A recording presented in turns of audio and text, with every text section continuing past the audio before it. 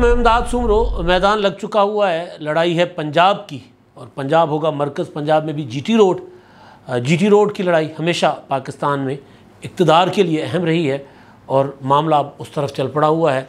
अब की लड़ाई इत्तेहादियों में होगी, पीपल्स पार्टी और मुस्लिम लीग नून में। माजी की तरह इमरान खान साहब और तहरीक इंसाफ का तो कुछ पता नहीं है, हथकड़ियाँ लगी हुई हैं, मज़ीद हथकड़ियाँ तैयार हैं। हथकड़ियों के अलावा कोई बेड़ियाँ भी लगेगी पाँव में, ज़बान बंदी है, बहुत कुछ होना है तहरीक इंसाफ के लिए। और उससे पहले जो सियासी माहौल और सियासी मैदान बन रहा है वो तो बड़ा क्लियर और बड़ा वाज़ेह है। कल मैं लाहौर के लिए हैदराबाद से जब चल रहा था तो मुझे इमरान शफ़क़त साहब ने फ़ोन करके ख़बर दी कि नवाज़ शरीफ की वापसी की तारीख़ तय हो गई है 21 तारीख़। तब तक जब इमरान ने मुझे बताई थी ये बात तो तब तक किसी सोशल मीडिया पर, न्यूज़ चैनल पर ना अनाउंसमेंट हुई थी इसकी और ना ही वो तारीख़ी प्रेस कॉन्फ्रेंस जो शहबाज शरीफ साहब ने लंदन में अपने बड़े भाई को अपने पीछे खड़े करके की थी वो हुई थी, तब तक नहीं हुई थी। बहरहाल क्योंकि मैं सफ़र में था तो इस पर बात नहीं कर सका। आज पहुंचा हूँ लाहौर तकरीबन 11 दिन के बाद और आज काफ़ी सारी चीज़ें मेरे टेबल पर पड़ी हुई हैं जिन पर बात करनी है। लेकिन क्योंकि नवाज़ शरीफ साहब की वापसी और नवाज़ शरीफ साहब की खामोशी, बिलावल भुट्टो का पंजाब में दाखिल होना, ये सारा एक जो है इस वक्त पाकिस्तान की सियासत का फोकस है। और जो चीज़ फोकस में नहीं है, यानी मियाँ साहब की वापसी तो फोकस में है, बिलावल भुट्टो जरदारी साहब का पंजाब में दाखिल हो जाना और कल लाहौर में सीईसी का इजलास होना, उसमें क्या होगा, ये सारा सवाल व जवाब इस पर हो रहे हैं। लेकिन मियाँ साहब ने क्यों अपनी खुद ही ज़बान बंद की हुई है, लिप टाइट लिप्ड है, टोटल नहीं बोल रहे कुछ भी। कल भी जब प्रेस कॉन्फ्रेंस हो रही थी तो एक बेज़रर सी बात बोले थे।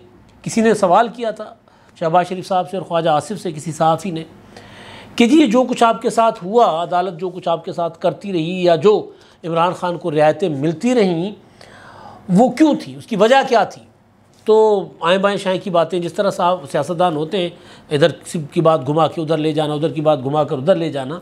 तो उस पर नवाज़ शरीफ साहब ने हल्की सी आवाज़ में, यूँ लग रहा था कि जैसे वो ख्वाजा आसिफ साहब को लुकमा दे रहे थे, लेकिन आवाज़, माइक बड़े एहसास होते हैं सहाफ़ियों के, तो आवाज़ और कान भी एहसास होते हैं, आँखें भी बहुत तेज़ होती हैं, नज़र आ रहा होता है कि कौन क्या हलचल कर रहा है।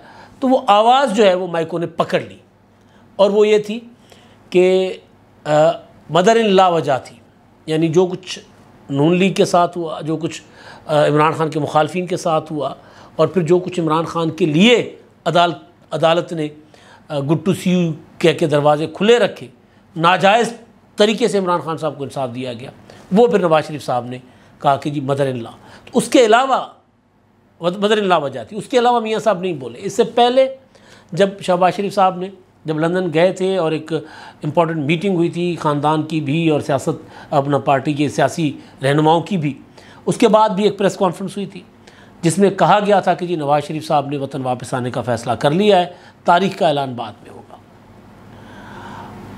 उस वक्त भी नवाज़ शरीफ साहब नहीं बोले थे, कल भी नहीं बोले थे। क्यों नहीं बोले? मियाँ साहब क्यों चुप हैं? उन पर अब पाबंदी नहीं है, मीडिया उनकी बात चला रहा है, उनकी बात दिखा रहा है, उनके ऊपर डिस्कशन चल रहे हैं। अब इमरान खान साहब को कैदी नंबर 804 कहकर या कासुम के अब्बा, सलमान के अब्बा, या फिर हमारे दोस्त हबीब अकरम ने कहा था कि जी वो शौकत खानम के साहबजादे, इस तरह करके इशारे किनाइयों में इमरान खान साहब के मुतालिक बात होती है। नवाज़ शरीफ साहब के लिए अब सब सत्ते खैरान, सब ठीक है नवाज़ शरीफ साहब के लिए, बल्कि इतना ठीक है कि पंजाब चला ही जिस तरह नवाज़ शरीफ साहब रहे। बल्कि एक बहुत अच्छे इंसान है फवाद साहब, भले आदमी हैं, भले अफसर हैं, और उन्होंने जिस तरह बहादुरी से कैद काटी है, इस तरह हमारे यहाँ ब्यूरोक्रेट्स कम ही इस तरह अपनी क्या कहते हैं ज़मीर के मुताबिक इस तरह कम ही कैद काटते। उनको कहा गया था कि नवाज़ शरीफ के ख़िलाफ़ वादा माफ़ गवाह बने, वो नहीं बने थे। इवन आज चीमा भी, वो भी नहीं बने थे। लेकिन उधर आप देखें आज़म खान साहब, उन्होंने सारा कुछ इमरान खान साहब के मुतालिक लिख कर दे दिया। तो वो फवाद साहब, किसी को कोई शक नहीं है कि वो बहुत करीबी नवाज़ शरीफ साहब के समझे जाते हैं ब्यूरोक्रेट। अब तो रिटायर्ड है, अब उनका वो एक आज़ाद शहरी है, वो किसी पॉलिटिकल पार्टी को ज्वाइन करें ना करें, सियासत करें ना करें, उनकी मर्ज़ी है। वो वफाकी काबीना में आ गए और एक अच्छी चीज़ है।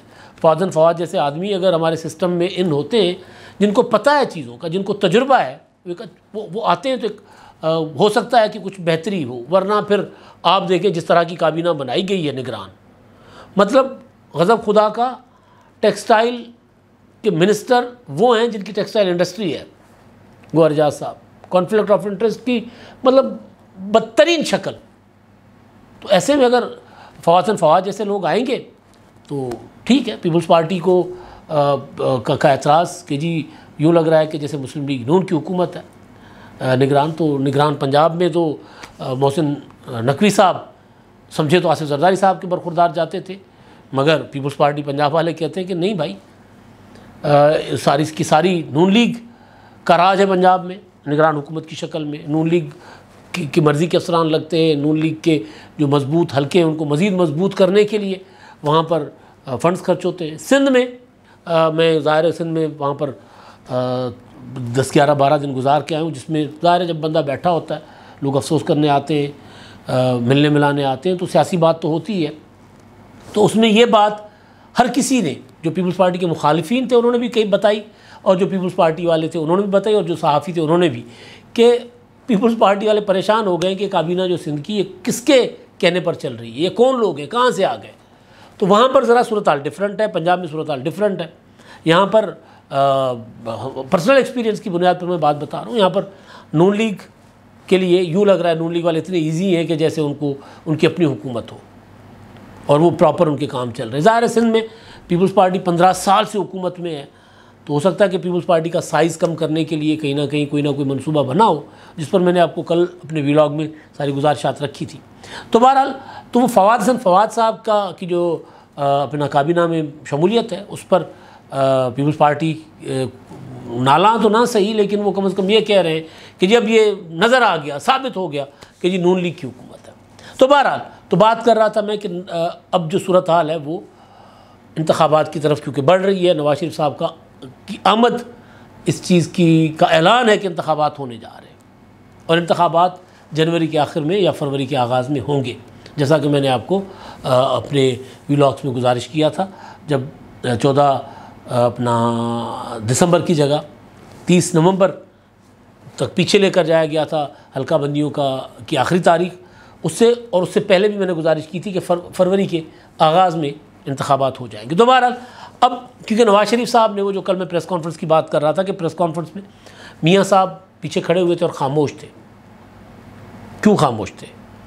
बिलावल भुट्टो जरदारी साहब पंजाब में आ गए और पीपल्स पार्टी का पूरा फोकस और नून लीग का पूरा फोकस, नून लीग 2 महाजों पर लड़ रही है। नून लीग ज़ाहिर है, नून लीग जब तक इमरान खान साहब के मुतल्लिक कोई बात नहीं करती तो नून लीग को पंजाब में ज़ाहिर वो उनका अपने वोटर सपोर्टर को एक्टिव रखना होगा।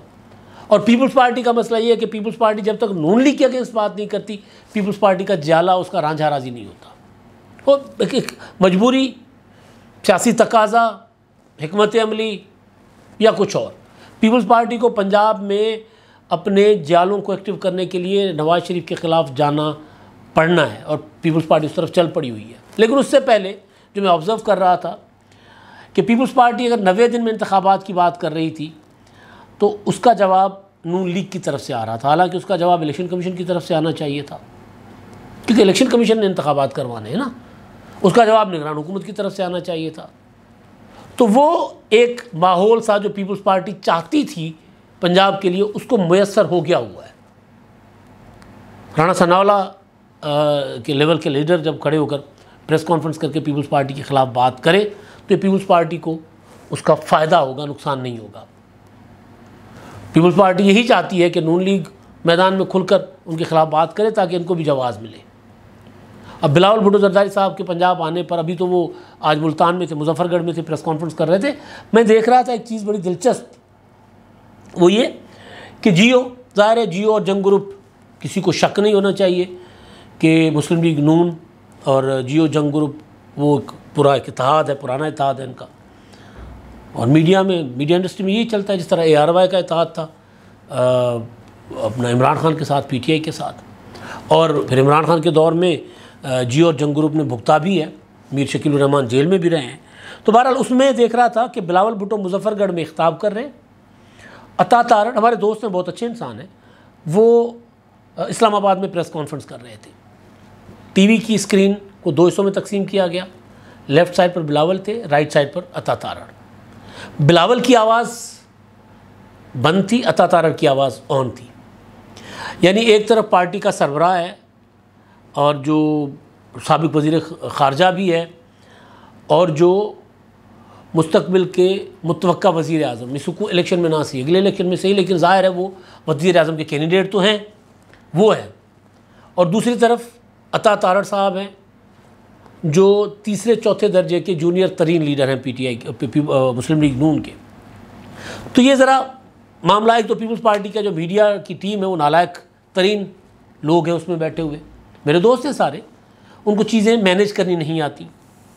ये हकीकत है कि पीपल्स पार्टी मीडिया की कभी भी डार्लिंग नहीं रही और पीपल्स पार्टी के अगेंस्ट चीज़ें चल रही होती हैं, लेकिन उसको मैनेज करके कुछ चीज़ें बेहतर की जा सकती हैं मीडिया के ऊपर बैठकर। मतलब इतना इश्तिहार दिया है भाई सिंध गवर्नमेंट का, सारा खिला दिया मीडिया को, उसके बावजूद अगर अता तारड़ के मुकाबले यानी मरियम नवाज़ हो, नवाज़ शरीफ हो, शहबाज शरीफ हो, राणा सनाउल्लाह हो, बात समझ आती है कि नून लीग की टॉप लीडरशिप है और वो टॉप लीडरशिप के अगेंस्ट बिलावल की आवाज़ बंद है, तो ज़रा थोड़ा सा लॉजिक बनती है। अता तारड़ की आवाज़ चालू है और बिलावल की बंद है, तो इसमें जियो का, जंग ग्रुप का बायस होना तो अपनी जगह, लेकिन इसमें ज़ाहिर है पीपल्स पार्टी को ज़रा अपनी मंजी थले भी डांग फेरनी होगी। मैं हैरान था, मैं मुसलसल सुन रहा था कि ये कोई ज़ाहिर फ़ोन शोन शायद किए हों, शायद ना किए हों, या चिल करके बैठे हों, जिस तरह एक ब्यूरोक्रेटिक स्टाइल में बिलावल हाउस में बैठे हुए लोग चला रहे होते हैं अपनी पार्टी का मीडिया सेल। तो बहरहाल अब बिलावल आ चुके हैं पंजाब में, कल उनकी CC का इजलास है। CC के इजलास में एग्रेसिव मोड में जाएगी पीपल्स पार्टी मज़ीद, और वो जाएगी अगेंस्ट नून लीग, क्योंकि पंजाब में पीपल्स पार्टी को तब तक इमरान खान के ख़िलाफ़ जितना मर्जी चली जाए पीपल्स पार्टी पंजाब में उनको कुछ नहीं मिलना। जब तक नून लीग के ख़िलाफ़ नहीं जाएगी जियाला राज़ी नहीं होगा। नून लीग के ख़िलाफ़ बिलावल भुट्टो की 4-5 तकरीरें, 4-5 जलसे होंगे और 2-4 नारे लगेंगे तो जियाला उछल कर मैदान में आ जाएगा, क्योंकि ओरिजिनली जो नेचुरल जो है ना कुदरत क्या होते हैं हरीफ, वो पीपल्स पार्टी और नून लीग है। नून लीग ने पीपल्स पार्टी को पंजाब में रिप्लेस किया था। बाकी जो जो थी बची कुची पीपल्स पार्टी थी वो फिर 2013 और उसके बाद फिर 2018 में वो PTI ले गई थी। तो वो एंटी नवाज़ सेंटीमेंट था, वो PTI ने पीपल्स पार्टी से छीना था। तो पीपल्स पार्टी एंटी नवाज़ सेंटीमेंट अपनी तरफ वापस खींचने के लिए बिलावल भुट्टो ज़रदारी की ज़बान अब आपको तीखी और तेज़ होती हुई अभी वो है। अभी बार बार कहते हैं कि हमारे इत्तेहादी इलेक्शन से भाग रहे हैं, हमारे इत्तेहादी फ़िलहाल, हमारे इत्तेहादी फ़िलहाल, लेकिन अभी मैं देख रहा था कुछ जाले वो लिख रहे हैं कि नवाज़ शरीफ साहब अब ठीक भी हो गए। मतलब वो बिल्कुल वो लबो लहजा जो PTI का नवाज़ शरीफ साहब की बीमारी के मुतल्लिक था कि जी बाहर बहाना करके बैठे हुए थे, अब वो पाकिस्तान नाअहल पाकिस्तान आ रहा है। इस तरह जब से कल से नून लीग वाले चला रहे हैं ना, शेर आ रहा है, तो पीपल्स पार्टी के जाले लिख रहे हैं नाअहल पाकिस्तान आ रहा है। तो ये ज़बान जिसमें कहीं कहीं आपको नज़र आएगा जो कि नहीं होना चाहिए किसी भी तरफ से, कहीं कहीं आपको बदतमीज़ाना बदअखलाकाना मवाद भी मिलेगा, और लेकिन अगर सियासी मुखालफत है तो वो तो होनी चाहिए, लेकिन वो हदूद व क़यूद में, तहज़ीब अदब के दायरे में हो। अगर PTI को कॉपी करके किसी भी जमात, पीपल्स पार्टी हो या नून लीग, उन्होंने PTI को कॉपी करके अगर एक दूसरे की मुखालफत करनी है तो फिर ये समझिए कि इमरान खान साहब जो है ना, वो जिस तरह आज तक ज़िया नहीं ना गया माशरे से, अभी तक हमारे समाज में ज़िया बैठा हुआ है, जनरल जावलक की बात कर रहा हूँ, तो इस तरह वो अभी तक नहीं गया किसी न किसी शक्ल में, किसी बम धमाके की शक्ल में, किसी फ़िरक़ेवारियत की शक्ल में, किसी लिसानियत की शक्ल में, क्लैशनकोफ की शक्ल में, हीरोइन की शक्ल में वो बैठा हुआ है। तो फिर अगर ये पॉलिटिकल पार्टीज़ एक दूसरे के ख़िलाफ़ इसी तरह का लबो लहजा इस्तेमाल करेंगी जो इमरान खान ने अपने लोगों को सिखाया था, तो फिर यूँ समझिए कि इमरान खान साहब इक़्तिदार में है नहीं है, सियासत में है नहीं है, लेकिन समाज के अंदर वो ज़िया-उल-हक़ की तरह एक बुराई की तरह मौजूद होंगे। तो बहरहाल अच्छा, अब ये तो है पीपल्स पार्टी का कि बिलावल भुट्टो ज़रदारी साहब आ गए। अब कल CC के इजलास में इंतखाबात की हिकमत अमली के साथ साथ नून लीग के अगेंस्ट किस तरह महाज बनाना है ये फ़ैसले होंगे। नवाज़ शरीफ साहब की वापसी 21 अक्टूबर, अव्वल तो अक्टूबर का महीना, पहले नवाज़ शरीफ साहब 2007 में आए थे मोहतरमा बेनज़ीर भुट्टो की शहादत से पहले, 18 अक्टूबर को सितंबर में आए थे, उनको वापस भेज दिया गया था। 9 सितंबर था मेरा ख्याल है अगर मैं गलत नहीं हूँ, और फिर मोहतरमा शहीद आई 18 अक्टूबर को, फिर नवाज शरीफ साहब जो हैं वो नवंबर में पाकिस्तान वापस आने के काबिल हुए और नवंबर में 2007 में वापस आए थे। अब मियाँ साहब ने जो तारीख चुनी है वो 21 अक्टूबर की है। 16 सितंबर को चीफ जस्टिस साहब ने चले जाना है और तब तक 2-4 हफ्ते उनको मिल जाएंगे नून लीग को प्रॉपर तैयारियों शारियों के।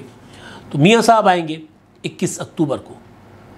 21 अक्टूबर को आकर क्या बात करेंगे, क्या होगा, वो अभी तक पता नहीं है। लेकिन अभी मियाँ साहब बाहर बैठे हुए आज़ाद हैं, तो वहाँ से क्यों नहीं बात कर रहे, ये सबसे अहम सवाल है। उसका जवाब मेरे पास आ गया हुआ है। टाइट लिप्ड क्यों है मियाँ साहब?